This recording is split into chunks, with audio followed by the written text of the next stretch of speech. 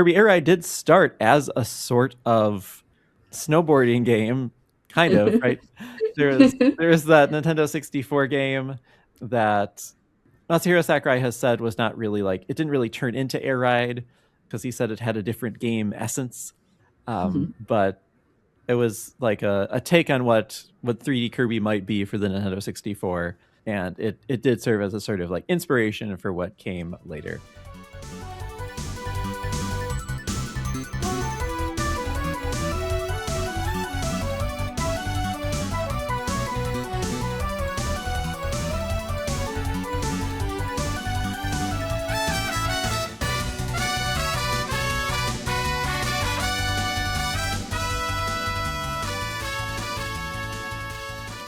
Hi, everyone. Welcome back to Kirby Conversations. I'm Sean Douglas. I'm a writer, podcaster, and teacher. And I'm back again with Bridget. Hi, Bridget. Hey, my name's Bridget. I'm a longtime Kirby fanatic. I am a Kirby collector, artist, and commentator, and I'm happy to be here. And we are still talking about Kirby Air Riders here in Kirby Conversations. So we'll be talking more about how we feel about that about a month in. And since this is a wintry time and a holiday time, this is a more easygoing episode here. I know both of us are very busy with some things, but we thought this might be a nice time to talk about some other winter games that we like. So we'll unpack how we're feeling about Kirby Air Riders about a month in, and then we'll talk about some of our favorite wintry games that might be a good fit for this time of year. Kirby Conversations is part of the Soundstone Podcast Network, along with Flashback 64 and Pixels and Polygons, and we encourage people to check out those shows as well after they're done with this one. So we got some changes already to Kirby Air Riders, including a big patch with a bunch of adjustments. Bridget, do you have any thoughts on any of the patch notes? Well, I know a big one that has been devastating fans across the world has been the nerf of the beloved character Rick. Now, I don't main Rick myself personally, but I know a lot of people were having a ton of fun, just especially spam like going wild with the specials. He has been nerfed. I don't quite know the reasoning. I don't know if maybe he was like pretty powerful, but I maybe it has to do with the use of how many people are using Rick and maybe toning it down. But I think he's still a very viable character and he's still really fun. So it's not too tragic. Yeah, according to Reddit, let's see. I did see something where someone broke down what it was. I guess it's a slight nerf to his damage. We'll see. There could be more to it than that, but just looking at how people are analyzing him online, it seems like that is the impression. So maybe not like actually that big a change, but yeah. I think sometimes people see a nerf and they're like, oh, did they just like totally, like delete this character from the game? That sounds like he's still pretty good. They just had to put some boundaries. He was just too powerful. He's too good. He had to be contained. No, he's great, and I still see a lot of Rick players online. It has not like made people, change their mind on maining him if that's what they're into. So, yeah, he still seems to be pretty popular. I think he's still quite good. Yeah, but it's just funny to see that. And then they also made some changes to there seem to be some speed running strategies that involve like hitting the like wall at full speed and then like getting a speed boost by like dragging yourself like against the wall, and they took that out. Yeah, this was a specific exploit that I believe was found by like on Japanese Twitter, where it was like people were posting. It was something with the Slick Star, where like if you kept spinning into the wall, you can maintain your top speed. And that was that must have been a glitch or error. It was definitely like a way that people were taking advantage of some kind of exploit, and that got patched out. Nice. Yeah, and it looked like they maybe applied it to like all the vehicles too. So like I don't know if other ones could do that, or if they were just kind of like covering the bases. Like just don't try this with any of them. Play the video game, but don't try to find exploits. So yeah, there have been some changes, but it also sounds like the team is moving on to work on other things. They did say there would be no DLC, and it looks like that is going to be the case. I mean, who knows? But yeah, It They're is still updating. interesting. Yeah, Yeah. they're going to be updating it for a while still, I think, right? Yeah, and after the patch, I swear from my experience, the matchmaking has been a lot better. I'm definitely playing with like more human players at all times. There was a problem prior to the patch where like the room would have a timer and it would just kind of fill in the missing players with and like CPUs, and Hmm. people were finding out it was bots and they're getting upset cuz this was in ranked matches as well. So there would be like, well, I'm playing ranked, but I'm playing against, the bots, so it's, it doesn't quite feel earned or like an accurate representation of, skill sets or skill classes. But that I feel has greatly improved after the patch, at least from my experience. Some people may still have connection issues with other players, but for me, I've been getting, I can tell I'm playing against human players because it's a lot harder. So that's how you could tell. It Yeah. gets harder to farm. Yeah, I think that there's still that thing where it's like it's looking for people. It's maybe like 2/3 full, then suddenly a bunch of people are at it at the last minute where it's like, I don't think those are all necessarily real people. Um, Yeah, but it doesn't seem to be a big problem. yeah. It's better anyway, I think. Mhm. And then speaking of matchmaking and online mode, Bridget, I know you have been grinding away at City Trial.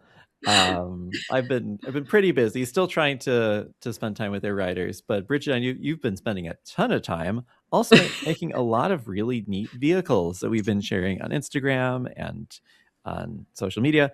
So tell me about your City Trial exploits right now. Like, how's it going? Are there certain strategies you're figuring out? How do you see the meta evolving right now? So okay. So the reason I'm playing so much City Trial right now because it's the holiday and I want to do so before I have to go back. But also I'm just so into it. Mhm. And yes, I've put some decent amount of time into it. My experience of the game so far is that I'm finding always new things to do in it, and I can go from creating vehicles to doing a casual encounter online in terms of like hanging out at a paddock, or I can do ranked battles, and the ranked battles are incredibly fun. There I feel like that is the driving force to keep kind of motivated if you're going to do online play. Um it's just a different experience when you play against bots and then when you start playing against real people who are also kind of strategizing and gaining the meta a little. The game is still early and it's still a more niche genre, so there's not a lot of like YouTube content out there yet with all the secrets. But there is some commentary out there. Mewtwo King, who I believe is famous from the Smash Brothers scene, I think he was a competitive Smash Brothers He was like player. a big like melee player, wasn't he? Oh, okay, yeah. So he's like definitely a Smash guy. That's where I recognize his name is from Smash. But he's playing this game, and he's already rainbow ranked. So there is some kind of There is a meta. There is a strategy that is forming online. I've played some matches with him too, and he's good. But what happens once you start playing with more human players, you have to start developing like a system to get ahead. And each character is going to be different, but this has sort of been my strategy. And it probably will function for a lot of people. But so far, and I'm not that high rank, but I'm doing better. Um, but basically, farming is going to be the most essential thing in this game. You need to get to stats and you need to get them fast.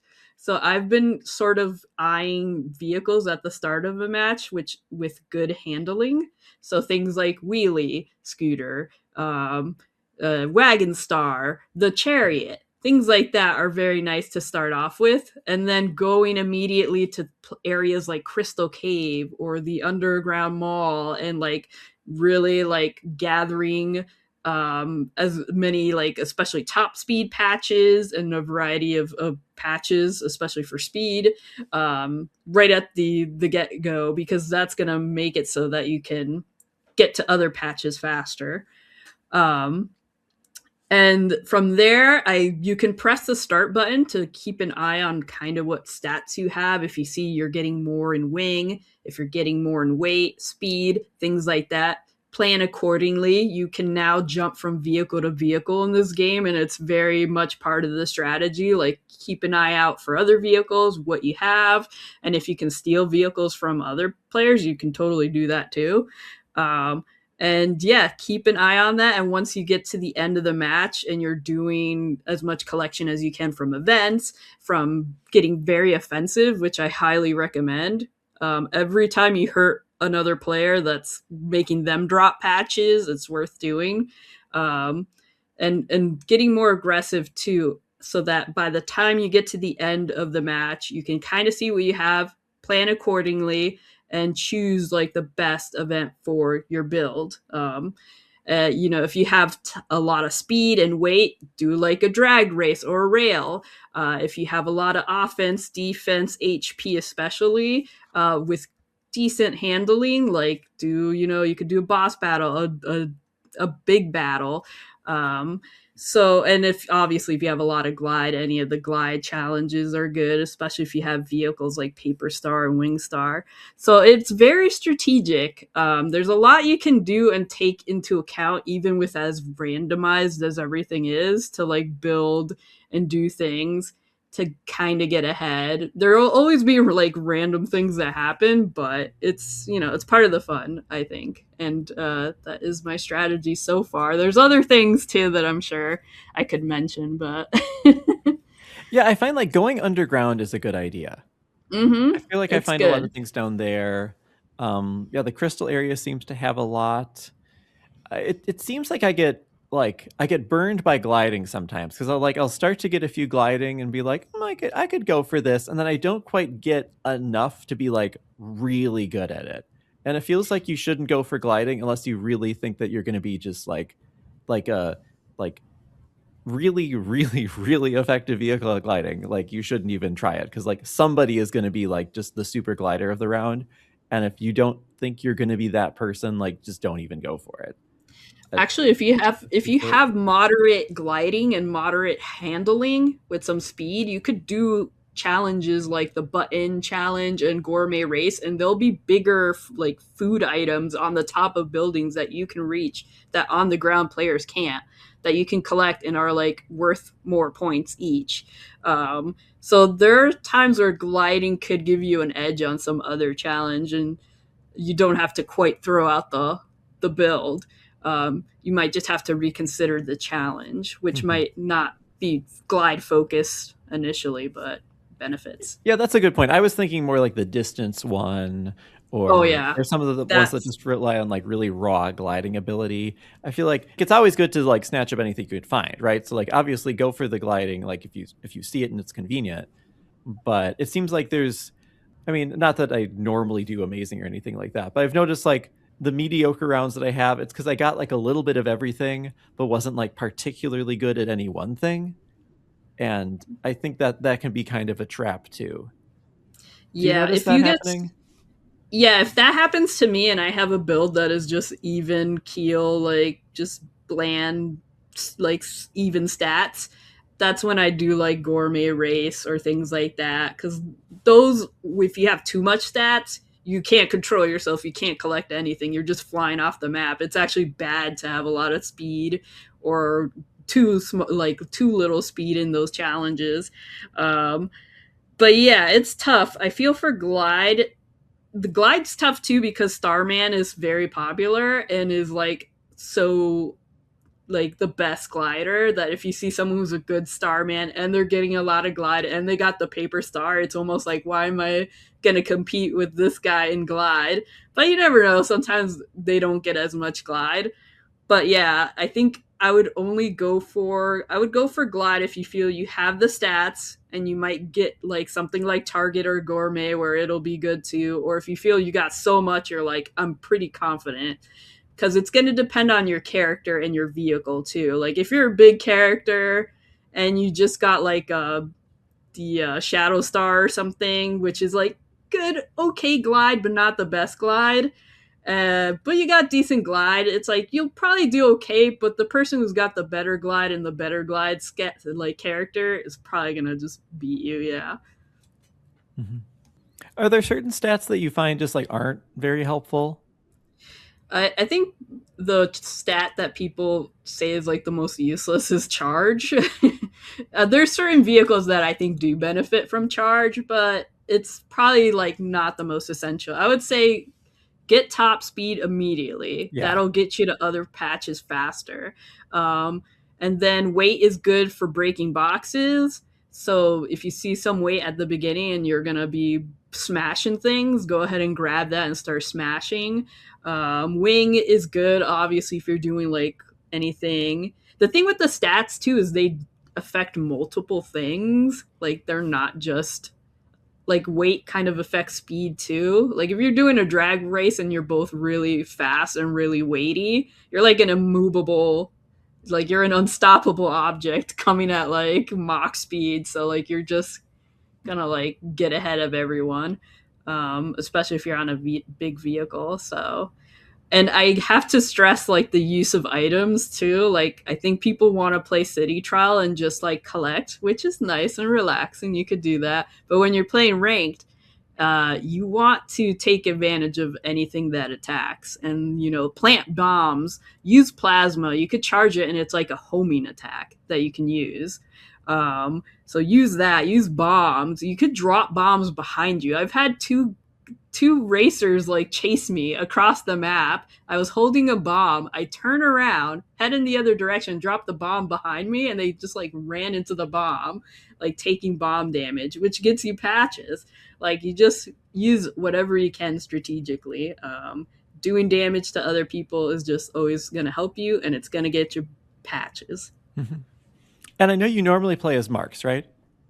Yes, I've been maining Marks because he's just got like pretty good stats. I don't know if he's. I've heard that like according to Mewtwo King, who according to Japanese fans, was saying that Marks is pretty high tier. So um, that's not why I use him. I just really like his character. Mhm. So That this makes me works very out. curious. I wonder if there are any tier lists out there yet, because I haven't really looked up any. Yeah, Mewtwo King has a video where he has his like tier list. And I forget entirely who's on there. I think high tier is sort of like I think Lolo and Lalala might actually be pretty good, and I keep seeing them online. Meta Knight, I believe, is supposed to be good. Um, Rick is still good for speed, and then Marks is really really good too. Yeah, Lolo and Lala seem to have really good stats. Yeah, they're good. And they have a good special. Like they just throw a giant block across the stage, and if it just hits people, like you could knock people out. Um it's really good. Mhm. I'm seeing if I can find a good tier list. I mean, we've got the Kirby Reddit. Yeah, the one I saw was kind of a video, so it wasn't like uh something you could quite pull up as easy, but I will mute. Let's see. This list likes the chariots at the top. Again, They're these are good. just people's opinions, but yeah, they do feel good. The battle chariot feels particularly good, I think. It's great. And I feel like even the regular chariot as like a starter vehicle to like get from place to place real fast and just build up is great. Like I like using that in the beginning, Wagon Star in the beginning, Wheelie or Scooter is good. Yeah, there are certain vehicles that seem like they're good for playing in city trial and going around and getting power ups, but then you might want to switch at the last minute or go to something else before the actual challenge starts. Do you find Yep. yourself doing that? Yeah, any vehicle that there's the vehicles that I consider collecting vehicles, which could still be fine in a challenge if you have high enough stats. Like a wheelie is still fast in a race or like in a rail challenge, and a chariot is pretty decent in an oval circuit or whatever. But like those kinds of gathering vehicles, like wheelie, wagon, all that, I tend to look at my stats. If I'm packing like more offense or more glide or something, I will switch and take advantage of like those specialty vehicles because the challenges are always going to be something with gliding, something with speed, something with combat, and like something else, or some combo, or like handling. Handling could be one too. I found the Mewtwo King. I'm just gonna like click on it, but oh, never mind. There's an ad. I was just gonna see if I can see what his list is at the end here. Well, there is one on Tier Maker, like a template for Kirby Air Riders machines. So maybe I don't know. Maybe at Ooh, some point we should actually make some video content and make a tier list or something thank you to your for list based on for the my YouTube. opinions. I follow the regular air ride competitive scene to some degree. Like I'll watch parts of tournaments and stuff, but they're still playing a lot of the original air ride. So I Yeah, wonder they what those folks haven't. think of the new one. I remember watching their tournament during the holiday or something. And I feel like I had asked them if they were going to do Air Riders content, and they seemed really ecstatic about it and about doing it. I don't know if it just hasn't like they're still figuring it out, or people haven't quite moved yet, or people are maybe comfortable with the net play version. But hopefully, that's it's just a matter of having the game, simmer more and find a meta that works for people with rules that work for people. I could see this sort of melee Smash Ultimate situation going on where you have the people that play the new one and then you have just like the hardcore base that still plays the GameCube one. And in some Yeah. cases, people do both, but then you also have people that are very much like, this is my thing. Like, this is the one that I've honed my skills in, that I know like the back of my hand. Like I am inherently an Air Ride player and I'm not an Air Riders player. So we'll see. That's fair. I mean, that's fine. It's funny, but um, I get that. Sometimes there's versions you like or you're comfortable with, or it's got a different vibe or feel to it. It's definitely like a different speed and everything. So we'll see. They'll definitely be fans of one and not the other, but hopefully we'll see more Air Riders content because I'm loving it. There's Ride or Die with Air Ride. Yeah. Any other tips or thoughts on the game that you know that you're having several weeks in? I love it. Use your special to get out of any like tricky situation or to really attack people. Like you'll be surprised it'll pop up when you need it or when you're being chased, and if you have it, you just use it to get away. It's there for a reason. Don't just waste it to, you know, collect stuff, which you can, but also use it on and off the field to like be or not on and off the field. Just use it like when you're like in a battle situation where you might be in danger and you have to escape, or if you see an opportunity to really like take someone out and get a bunch of patches, do it. It's great. It's very satisfying. Yeah, I think since it's timed, there's the temptation to just like push the button and use it. Like, oh, I just got to use it before Yeah. it runs out. And it's like if you aren't noticing an opportunity, you can always use it at the last minute, and you might as well, when you kind of might as well. Mm-hmm. I tend to play as Megalore, and I like using the beam offensively, but sometimes there just like aren't people around, so it's like I'm just gonna hold on to this until there's someone to actually shoot. Because even this is nice in a race or something, but it's like I don't really need to just like ride around faster just to do it. Like I need to use the beam to shoot at someone, and Yeah. like especially if there's a boss that likes to stay in one spot or something, or like a group of people huddled around something, like you can like get them pretty easily with it, Yeah. because it is just such a nice offensive tool, and it's a shame to waste it. No, that's fair. I feel like that's probably like a good one to use in Kirby Melee, um, since you can kind of like turn around and just wipe out a bunch of little guys. It's a cool one. Do you have any advice for aspiring air ride machine artists? Ooh, interesting. um, well, you have 20 decals, but don't let that stop you because it never does when I make like a vehicle design. I just focus on like a simple idea, simple character. The Kirby characters are perfect. You can practice with those and just see what you have for decals. Keep in mind you can rotate them, resize them, duplicate them, change their colors. You can intersect like your design with like patterns that you can have on the vehicle itself to get some cool, funky ideas. There's a lot you can still do even with under 20 decals. And you can get way more decals too in the Miles shop. So just go back there and buy everything you can. Go race, go have a good time, and then try to get as many decals as we have, because you'll be surprised like what shapes you'll end up needing for certain design ideas, and you're like, oh, it turns out I need this weird X or this weird C or whatever. um but yeah, it's really fun if you do any kind of digital art, dabbling. This is sort of kind of like that same feel and fun. And Yeah, have fun. Yeah, I've been so amazed by the creativity that people have shown and what they've been able to create within the system. Mm-hmm. And it's a great example of how like having some boundaries also helps generate the creativity, I think. Like watching people work within the constraints to create things is just really interesting. It's fun. I tried to recreate the American cover for Kirby's Pinball, and I really had to simplify it. Mhm. But I came across like people were like, "Hey, it's a pinball cover." Has Shinya Kumazaki reacted to any of your designs yet?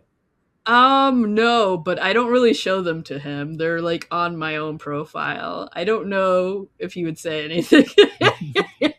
But sometimes he'll say something on a photo that I post in its comments, and sometimes not. So Mhm. it's hard to know what they're seeing or thinking. I don't Mhm. assume he's like following me like on Blue Sky or anything, but he does. Oh, he does. He's so nice. He comments back on like everyone's comment almost. I Yeah, don't know he's how he very does it. generous with fans and responding to them and telling them Yeah, he likes the things that they're sharing.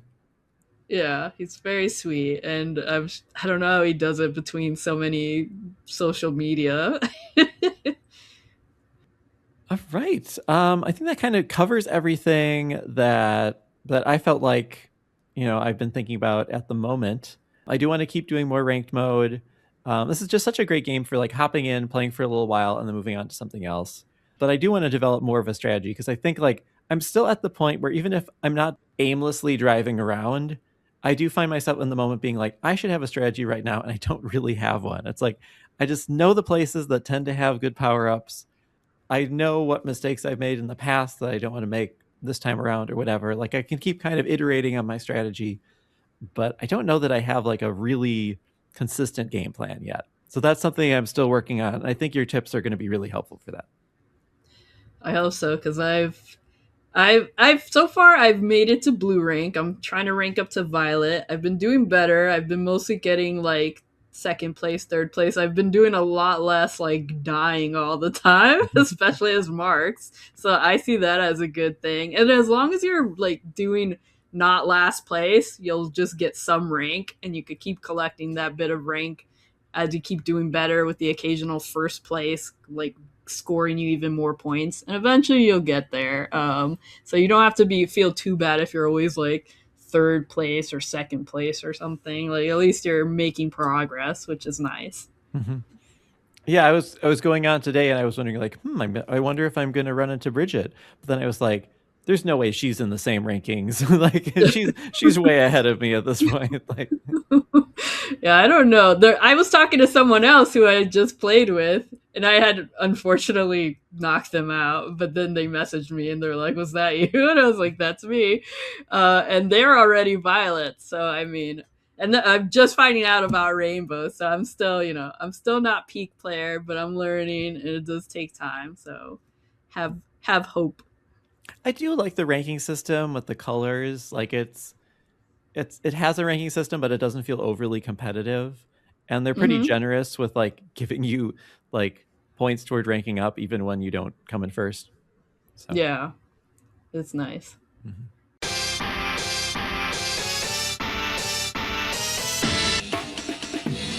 Listen to Flashback 64, the chronological Nintendo 64 podcast. Hosts Gooey, McKenna, and friends flashback to the 90s and early 2000s with a look at the Nintendo 64's catalog and its contemporary cultural and historical context. Starting with the console's launch titles and proceeding in release order, we discuss classics like GoldenEye, Super Mario 64, and Star Fox 64, as well as some not-so-beloved games, lesser-known titles, and everything in between. Along with game-specific deep dives, we also cover other bits of pop culture from the time, like films, music, and more. Subscribe wherever you get your podcasts.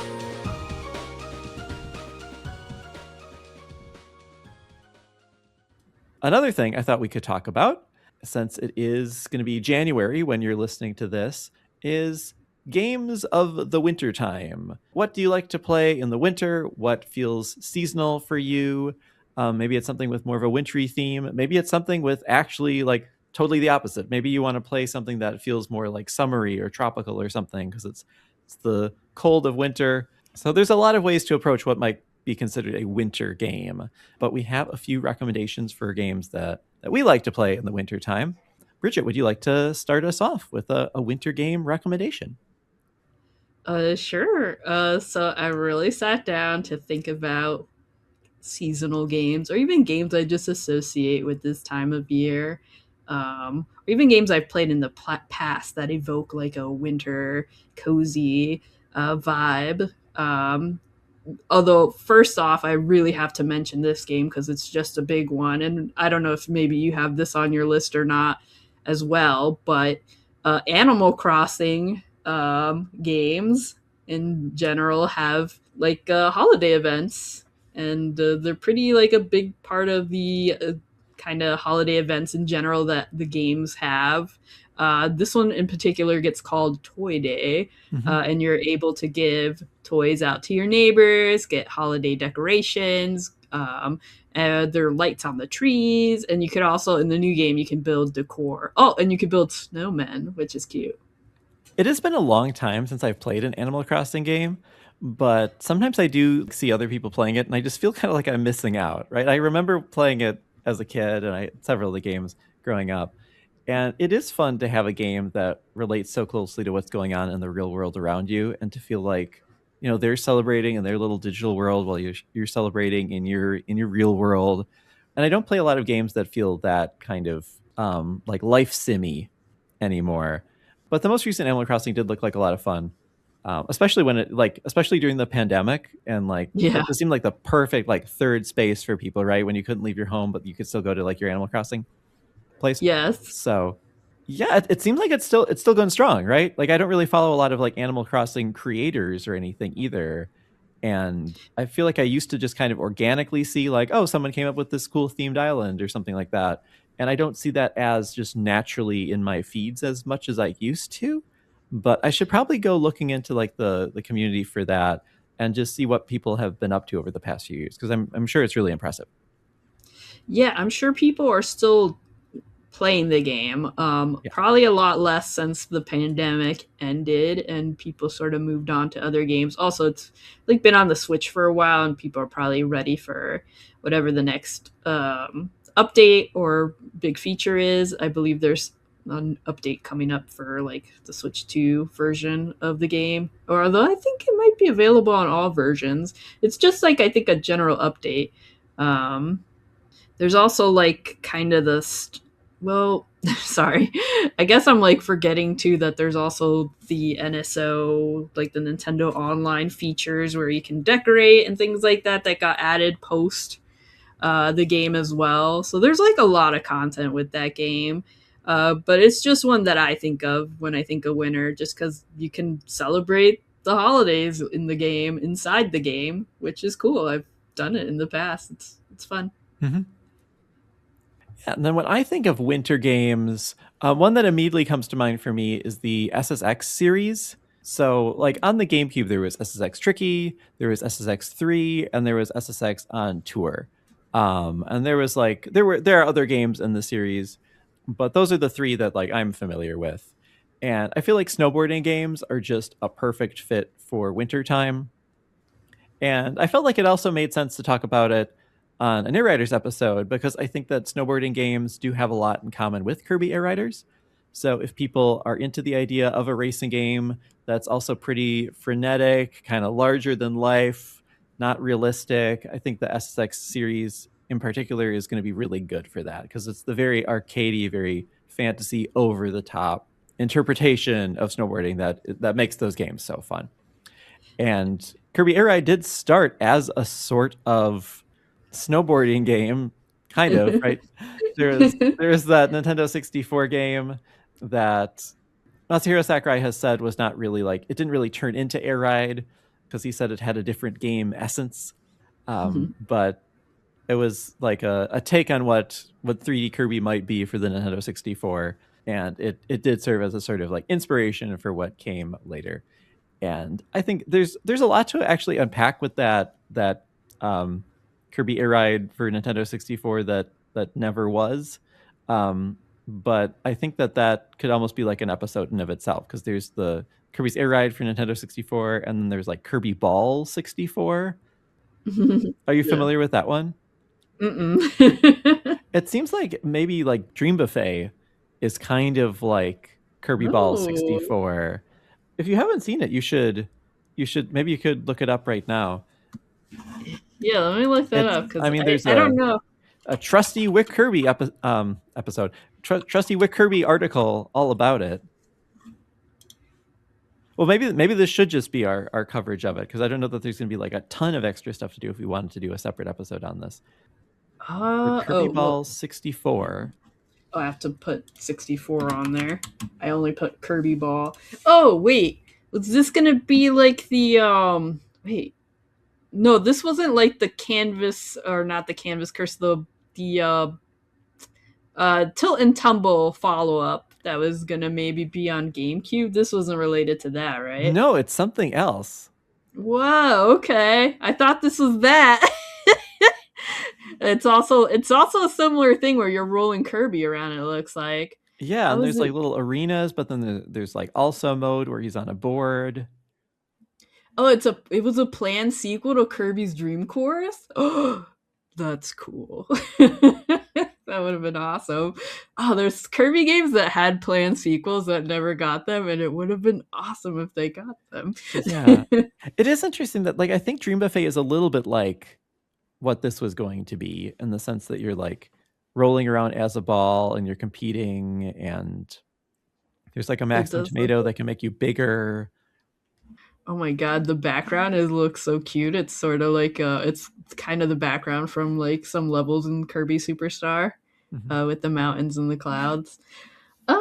This is cool. And there's the little like trailer where this woman is like showing off like the controller pack for the Nintendo 64 controller, and it was like included in it like a trailer along with Super Mario 64. It's really cool. So yeah, this would have been like the first glimpse of what like Kirby was going to look like on the Nintendo 64. And then this kind of turned into maybe being like the Kirby Air Ride for Nintendo 64. That also didn't really come together, but that one was more like a snowboarding game. Oh, I really miss I mean, I love Dream Buffet. I thought it was great. As like a smaller game, it was like very fun and very like packed with like unlockables. But that's the kind of stuff that I hadn't seen in a while from the series, which is like these kind of experimental ball Kirby games that I really like. So that was nice. And I do see the resemblance there with it. I think some of these I have not seen before.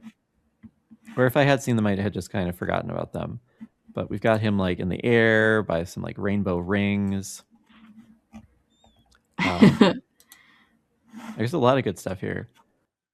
This is amazing, yeah. Yeah, maybe we'll have to do a mini episode at some point, just kind of going through these, because it's fun to look back at. And there's some cool like trailers that show it in motion.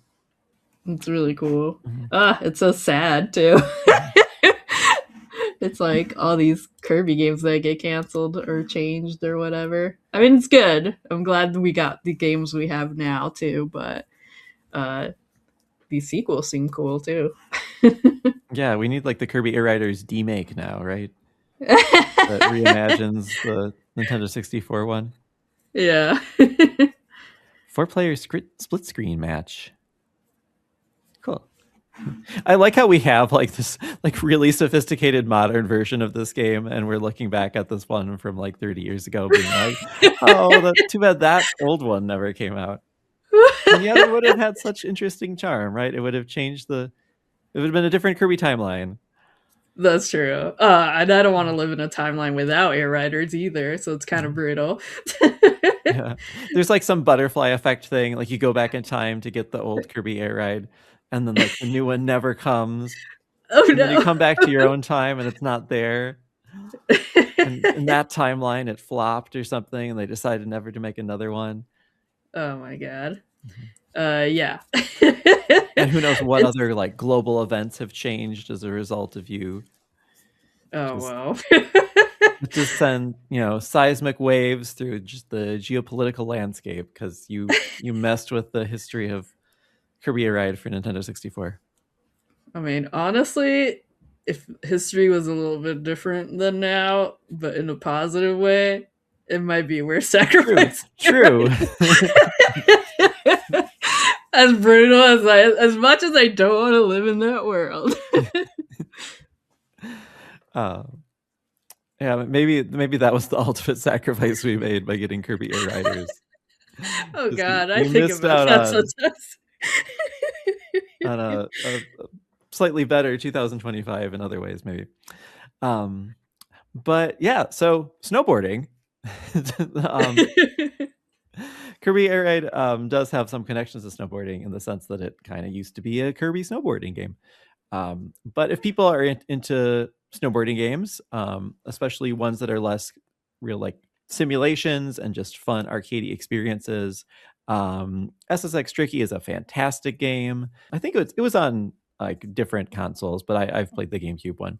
But like it's just the characters have such big personalities. They do like these big like fancifully ridiculous tricks. There's a lot of humor in the game. And then I need to make sure I get the title of the song right. The theme song in is it just called It's Tricky? Oh yeah, it is just called It's Tricky. But the Run DMC song that they use as the theme song for the game that like plays when you fill up your meter to perform the Uber tricks. Like it's one of the best implementations of licensed music in just any video game. That's awesome. I don't know if you're familiar with this at all, Bridget. Like, is this anything that you've seen? Yeah. I've seen them. I think I played the N64 one. Is that also the one where like there's an announcer that says something every time you like pull off a cool move or something? Are you thinking of 1080 snowboarding? I'm sorry, I'm thinking of 1080. Because like, which is also a good game. Another winter recommendation. Yeah, more accessible too, I think, than depending on what consoles you have and stuff. But yeah, if you want to just hop into the Nintendo Classics and play 1080 snowboarding, you can definitely do that too. But if you have access to them, the SSX series, particularly SSX Tricky, SSX 3, and SSX On Tour, which I highlight just because those are the ones that I know and I haven't played the other ones. Very fun games. I was playing through all three of them today just to like refresh my memory on them. And I hadn't played SSX 3 in a very long time. Like Bridget, we were talking before we started recording about like games that like it feels like you've played them more recently than you have. But like I looked at the file and our character was named Kirby. And it was from 2006. And it's like, wow, I have not played this video game in like 19 years. But it feels more recent than that. But yeah, I wouldn't have played it since high school, I guess. But also just an excellent soundtrack. Probably my favorite overall like licensed soundtrack for a video game. Like those songs are just like very much like I don't really know that much about the artists on the soundtrack for that game out of the context of just that game. But like those songs, I feel like very much take me back to being in high school and playing this game. And that's in some ways it builds out the concepts a lot more. SSX Tricky is more arcadey in some ways, and SSX 3 introduces more of an open world that you can explore, which is also very cool. But I do feel like some of the like characters' personalities take a little bit more of a backseat in that one. and they put more of their energy into like creating new events you can do and more collectibles and just expanding the game in other ways. And then SSX on Tour is probably my least favorite of the three, but it's also a very good game. They changed the systems again in certain ways, and I think I just liked the systems better in the first two games more, but it's also a very good game. That one introduces skiing along with snowboarding, and it also has cameos from Mario, Luigi, and Peach. Whoa. And they have a Nintendo themed course called the Nintendo Village. So Ooh. that's a fun perk that only the GameCube one had. So yeah, those are all three of those definitely worth checking out. And I imagine the other ones in the series are also fun, but those are just the ones that I've played.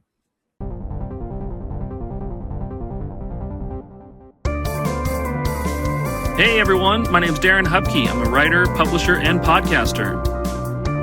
My podcast is called Pixels and Polygons. Each week I sit down with a guest and ask one simple video game question.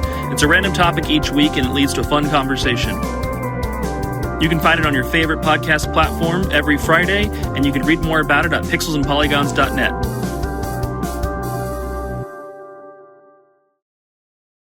Are there new games in the series, or was that sort of their last games was on these earlier consoles? That is a good question, because there was a newer SSX one. Oh, I should say, I take that back. I also played SSX Blur on the Wii.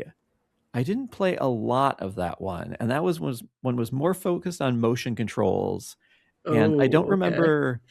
I think maybe I should probably of the four, that was the one that I think I kind of had the lowest impression of, but I think it was still good. Like I still liked it.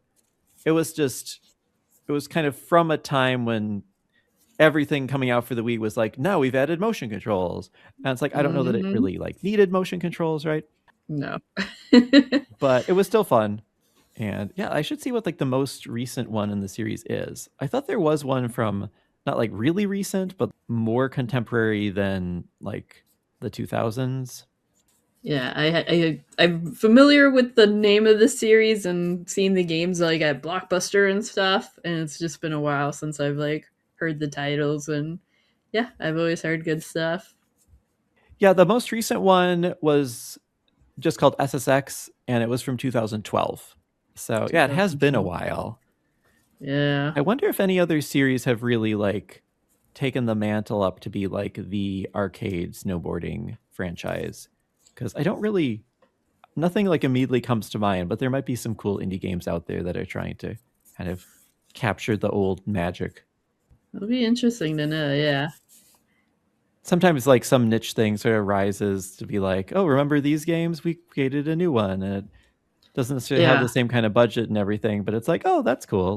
They did that with Jet Grind Radio with Bomb Rush Cyberpunk. Oh yeah, Bomb Rush. I've been meaning to play that. I always heard it was good, and the soundtrack's good for it too, so it's cool.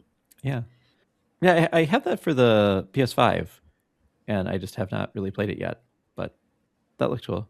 But yeah, so those are my recommendations. Snowboarding games, perfect for winter. Nice. I think those are very appropriate recommendations. It's a very winter sport, so. Mm-hmm.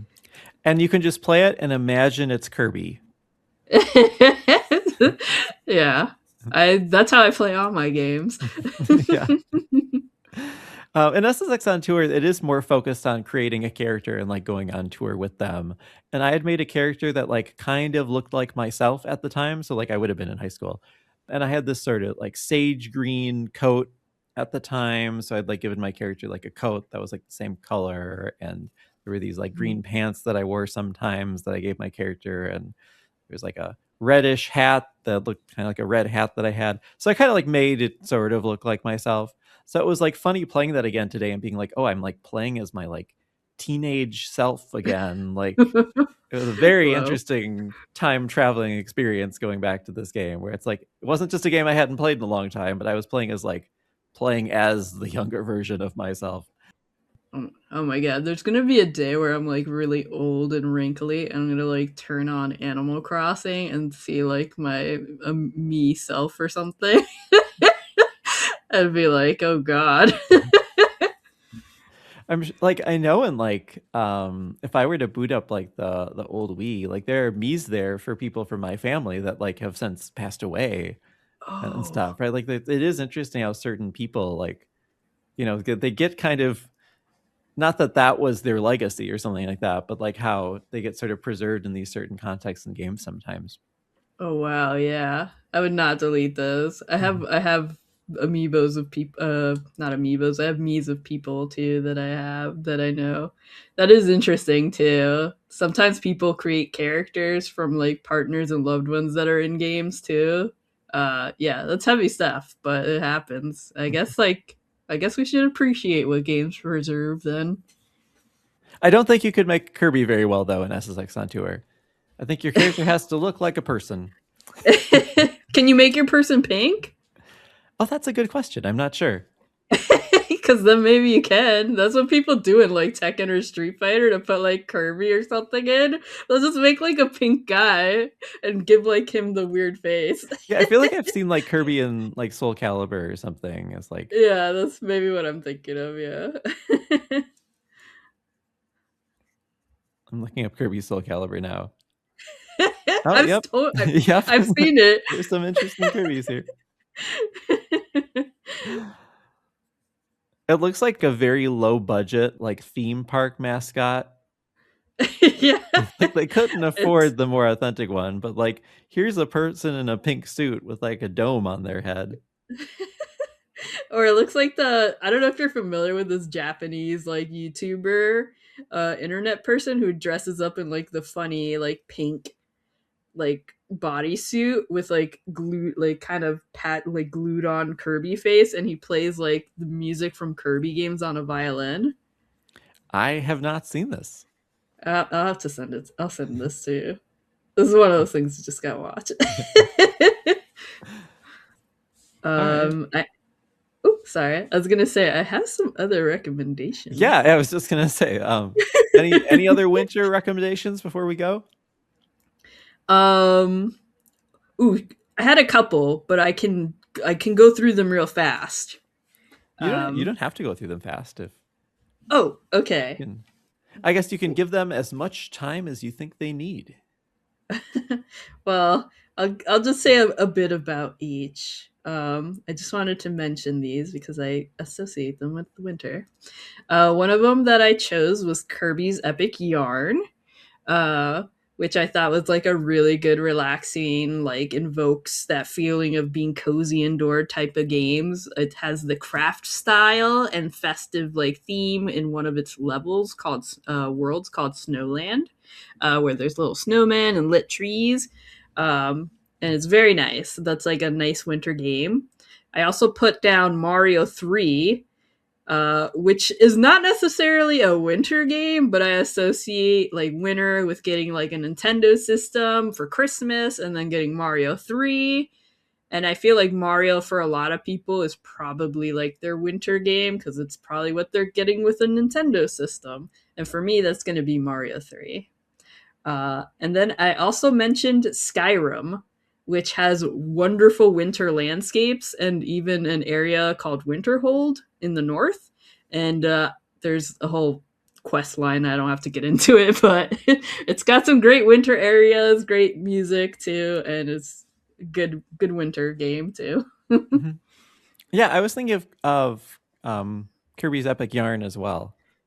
Ooh. I think the winter music in that one just it has like some of my favorite like winter Kirby music in it.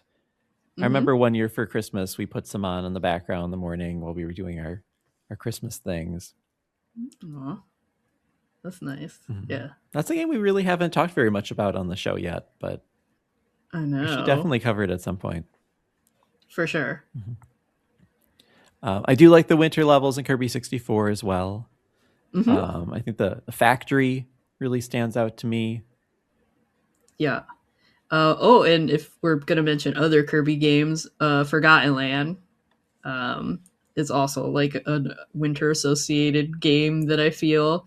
And I feel like a lot of people are going to get it this Christmas. So enjoy the winter areas. It's got one of my favorite winter theme songs in a game. Mm-hmm. So yeah, I was thinking about what are my favorite Kirby winter levels. before this, and Forgotten Land has some of my favorite Kirby winter levels as well, for sure. Yeah, same. I do like the kind of winter. It goes in that like winter village direction, so it feels like a new. I don't know. Like I don't feel like I actually see that for as many ice worlds as we've seen in video games. For sure. I feel like oftentimes it's isolated in certain adventure games, or if it's a platformer, then it's just like, here's a winter themed level. The floor is going to be really slippery. So that's usually what I think of with winter levels. Ooh, have you. I think we've talked about this before. You haven't played Mother 2, right? I haven't played Mother 2. No, I haven't played very much Earthbound either. All right. I was going to also mention the winner. There's a wait, winner. Mother 2 is Earthbound, right? Yes. Yeah, okay. As I'm saying that, I'm like, that's not right. There's an area called Winters that has a wonderful theme called Snowman, and I really like the theme in the game, and I also really like the theme in the Brawl, like Smash Brothers Brawl version. It's great, and it's just really makes me think of winter. So I remember that song. Like I can't place what it sounds like exactly, but I know that I've heard that song before in Brawl. Yeah, it's like is it in Ultimate 2? Did it carry over? I don't know. I feel like it might still be in there, but I'm not positive. It might still be in there, but I associate it, I guess, with Brawl because that's sort of where it debuted. There's a lot more like, I think Lucas also debuted. There's like some real mother loving in Brawl. So that's cool. All right. Well, any last thoughts on either Air Riders or what you're playing in the winter before we go? This winter, I'm going to be playing Air Riders. That is my winter game this year. Yeah, I think that's all I have planned to play this year. I know Metroid came out recently. I think I'm going to wait on Metroid a little bit, but that might also be a good winter game for people to check out. I'm not sure. Are you playing that one? I never have really played that much of any of the Metroid Prime games. Like I got a ways into like the first one, and then like a few years ago, my brother and I like went back and like played a little bit more, but it was like we were enjoying it. Like we just like hadn't beaten it. We're still like relatively early on, I think. And it was like an interesting one of those like going back to something that we hadn't played in like 20 years, being like, where were we again? Like it feels like we should play more of this, but like we don't really have a lot of time to play video games with just each other as much anymore. But a few years ago, we were like, well, let's play some Metroid Prime. And then we got a little bit further in it. And then that was a few years ago. So it's really good. I definitely like it. But I just kind of feel like I would maybe go back and play the other ones before I would play that one. Yeah, fair enough. The first one is great. I think it's the one I like the most. I lose a little more interest with each entry, but those are the games this winter. For me, I'm gonna be focusing on Air Riders, so I'm sure it's good too. But this is gonna be my game this year. Mm-hmm. Nice. I've been. So there are some things I was talking about on Darren Hupke's show, Pixels and Polygons. So people, I guess, will have to listen to that to hear what I've been playing. But I have been trying to play through. There's a PlayStation game I've been playing through with a guide, and I think it's been fun to like play through a game I don't know very much about and just using the guide to like guide my way. It's a very kind of analog way of playing, but I think it's interesting to play through something without all the sort of noise of other people's opinions and what the internet thinks of it and everything. Like, I feel like these days there aren't a lot of games I go into completely cold without knowing very much about them. And it's fun to go into a game you don't know, like, all that sort of ambient information about, because you really feel like you're kind of venturing into the unknown. And you just have and if you play it with a guide, you feel like you've got this sort of like secret, almost sort of like treasure map that you're using to guide your way through this unknown thing. It's more of a physical experience. Playing it on a PlayStation just with the TV, it just feels very anchored. Like you're very like present. You're very anchored in the time and place in a way that feels even just kind of different from looking up information about a game like online. Like I'm not normally like a big like look up a guide online kind of person. Like I will if I'm feeling like really stuck on something. But it's actually kind of fun to use the paper guide in a way that like looking something up on the internet isn't like inherently fun in the same way. Yeah, I did that for Kirby 64 actually. I had like a tips and tricks magazine issue that showed you where all the shards was, and I used that to help me find all the shards to 100% it when I was a kid. Nice. Like back in the day. Like back in the day. Oh yeah.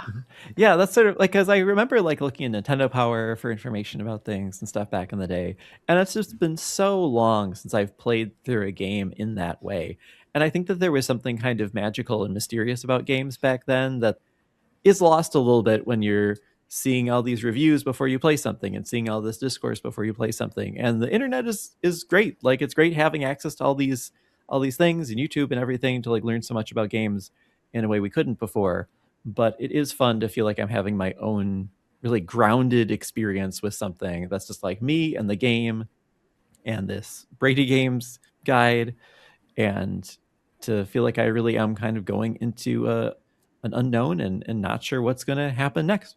And then when I do kind of feel like, oh, did I like miss something there? Let me like check to see if I missed something here. And it's like, well, you can actually, check that corner and there's a silver coin. And I mean, it's one of those games where you can kind of like click around sort of anywhere and you're not sure where there's going to be something. So you're just kind of searching all over the place for things. And it does feel sort of like, oh, I found this secret thing that I wouldn't have found if I didn't have this guide. So just kind of a fun way to turn it into more of a something that doesn't just feel like a digital experience. It feels like it's kind of grounded in the real world too, because you've got a physical object there with you. I love, to be honest, I love that experience, and I agree with you. I feel like things are great for sure, but there's something about like just me going back in the old day and just looking at something at Best Buy and being like, I don't know anything about this, I'm just gonna try it out, and like that sense of adventure with like something for the first time is definitely different. Mm-hmm. Yeah, so I've been playing through Threads of Fate on the PlayStation 1, but I'll talk about that more on Pixels and Polygons, so I encourage people to check that episode out down the road.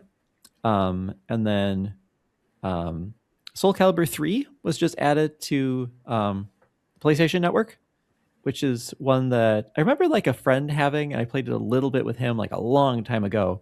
But I do like the Soul Calibur series a lot, and that's an entry that I don't really know very well.